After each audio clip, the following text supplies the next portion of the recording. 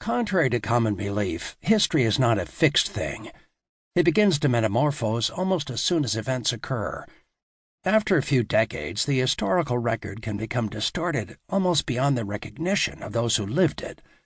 The history of the battle for Tarawa in November 1943 was a victim of this peculiar process.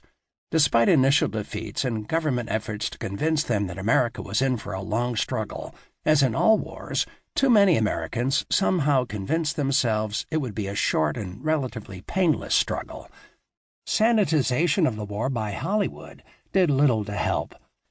Civilian and military correspondents had accompanied troops into battle from the beginning of the war, but at Tarawa they would accompany the very first assault waves to record what was destined to be one of the most brutal battles of World War II.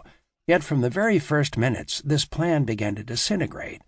By chance, most of the reporters and cameramen ended up on a small, relatively isolated area of the precarious beachhead. And as always, critical events, along with countless acts of heroism and self-sacrifice, went unrecorded. Still, from the correspondents and cameramen would emerge some of the finest war reporting of any conflict. Classics like Robert Sherrod's book, Tarawa, The Story of a Battle, and the Academy Award-winning short documentary With the Marines at Tarawa. Unfortunately, they were long in coming. Both Sherrod's book and the film were not released until the following year. For most of the public, perceptions of the battle were shaped by the relentless propaganda machinery of the government and news media.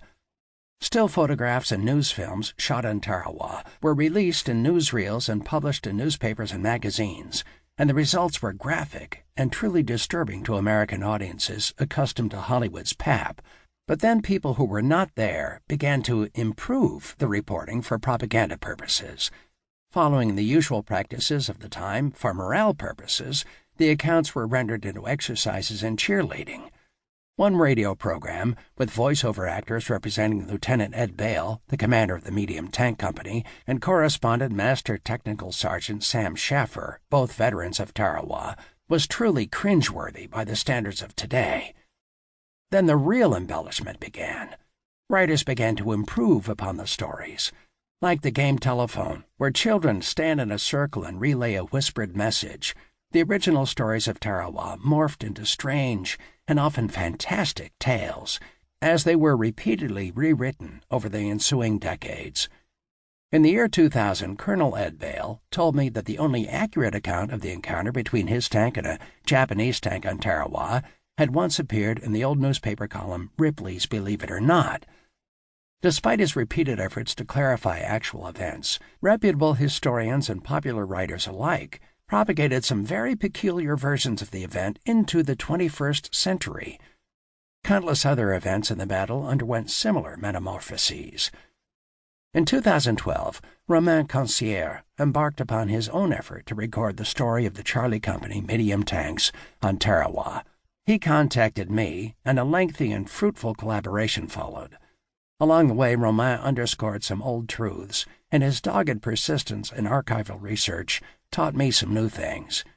One of the most irritating practices of both historians and authors is the tendency to present only a single linear narrative, the absolute truth, if you will.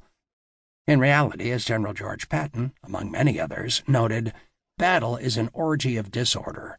Senior officers may set events into motion, but battles must be understood from the bottom up.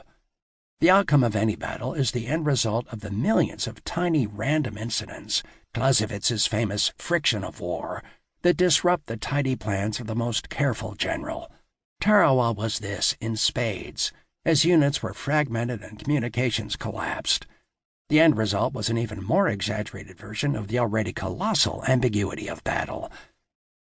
We've approached the story of a single company on Tarawa from 3 lines of evidence. The first and most valuable are the written memoirs of and recorded interviews with surviving veterans.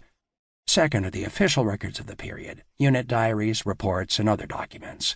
Third is an analysis of photographic evidence, still photos and films taken on the ground by the combat cameramen, and aerial photos taken by naval aircraft as real-time reconnaissance to document the course of the battle.